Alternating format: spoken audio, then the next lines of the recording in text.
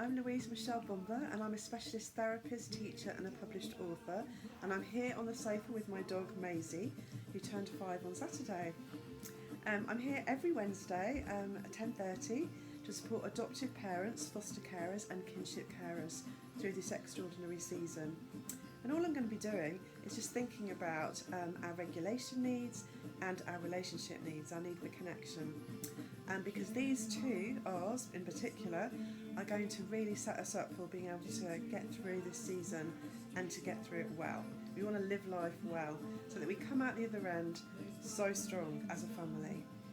And so what we're going to be thinking about today for regulation, for calming and soothing our bodies and our minds, is the power of smell. Now, smell can just be so powerful. It can transport you, it can bring up all kinds of memories, it can shift moods. And what I'd like you to do this week is I'd like you to go on a bit of a scent hunt and find around your house and out in the garden maybe, or when you're out and about doing your exercise, different smells that bring up different kind of moods for you or different feelings for you. And I'd like you particularly to have a focus on trying to find something that energises you, something that relaxes you, something that comforts you, and something that brings back a happy memory for you, where you're literally transported and you feel like you're there and you're just in that space, whether it's on holiday somewhere or I don't know, when you were younger. I just want you just to experiment and see what is possible, because it's really important at this time that we surround ourselves with helpful smells that are going to really be supportive for us during the season. Now, you already know from another sofa time that I love cinnamon, so I've got my cinnamon candle here, but I've also got some oils that I've discovered are particularly helpful for me. So bergamot, that's really helpful to get me focused and energised. So I might just smell that from the bottle, or I might put it on a hanky, or I might put it on an oil burner, I might put it in the bath. But I just know that particularly for me is energising and helpful. Now, it's not always going to be the same for everybody, obviously, about all these different oils, but you just experiment and find out what works for you. I've got rosemary here. Now, I could have gone into the garden and picked some rosemary as well, but I've got it in an oil here. And there's something about this that takes me to a memory, but I can't quite access what it is, but I know that it makes me feel good inside and makes me feel all warm. And I'm wondering whether it's got anything to do with my nan, because I had some really lovely memories of my nan, and I'm just wondering about that. But anyway, smells can really go deep and they can transport us, like I said. So go and experiment and see what you come up with. And something else I'd like you to experiment with is the power of sound. Now, you can probably hear in the background I have a CD, I'm showing my age now, one of my favourite CDs playing. It's The Greenaways. This is one of my favourite albums, and I just love playing this because it just takes me to the summertime and makes me think about lying on a beach in Cornwall. I've had lots of happy memories there, and so this particular album, it just has that impact on me. But it'll be different for you, and there'll be different types of sounds, not necessarily an album. It could be anything. It could be a rhythm, it could be rap, it could be the spoken word, it could be an instrumental, it could be nature sounds. But again, I want you to do some experimenting this week. I want you to find a sound or sounds that energise you, that relax you, that comfort you, that bring back a happy memory or two. Just experiment, see what's out there. Thank you, Mosey. I want you to be intentional about surrounding yourself with different sounds that are really going to be supportive for you. And yeah, just see what happens. Does it shift your mood? Are you able to kind of be transported somewhere else?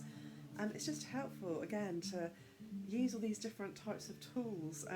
We're not always intentional about all of this. We just sometimes just come into a certain sound or a certain smell, and we're not actively being intentional about it. Now, I know for myself that I'm very sensitive to certain sounds at the moment, and I'm really tuning into sounds that I don't like. So I particularly need to surround myself with sounds that are comforting and that are uplifting and energising and that bring back happy memories. And I don't know whether that's the same for everybody at the moment, but I'm very aware that because I'm in my alarm system quite a lot, that sound is particularly activated for me. I'm super sensitive to sound at the moment.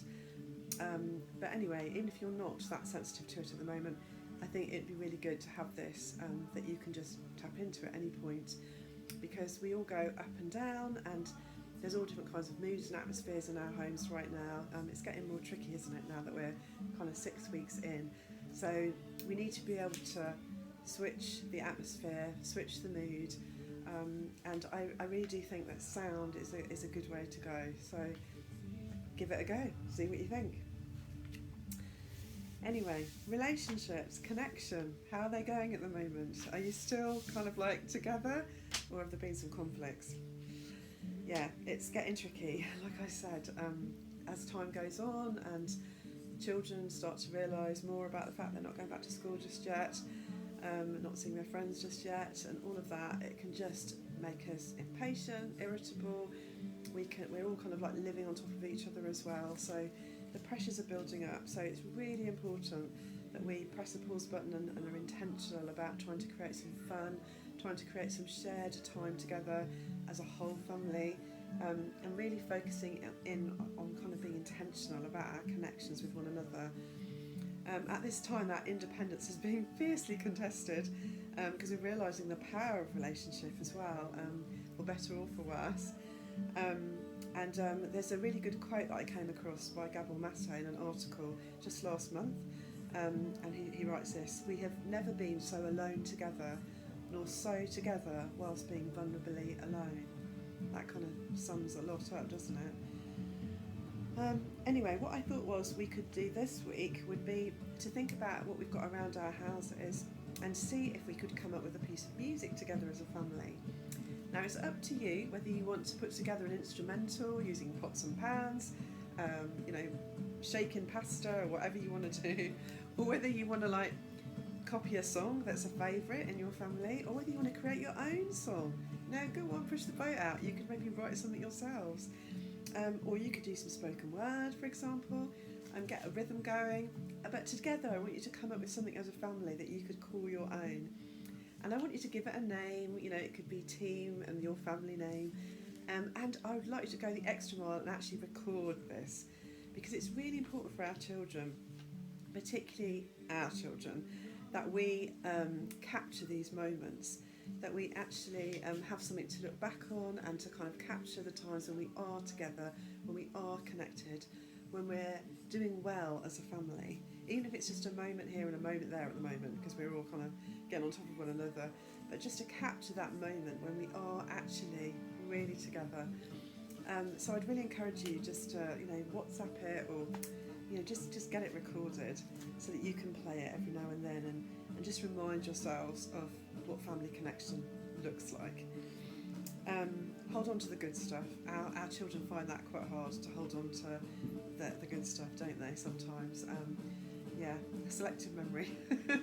So I want to leave you with that, but also just to say that this evening at 7:30, if you're watching this today, please come and join us. I'm doing a webinar. It's a public one tonight for parents and carers and kinship carers. So come and join me, and we're going to be thinking about what we can do in much more detail than I have a chance to do on YouTube, all about like what we can do, about putting our oxygen masks on first for ourselves, and then thinking about what we can do for our children to make sure that we get through this time really well. So it's kind of a recovery plan, I suppose.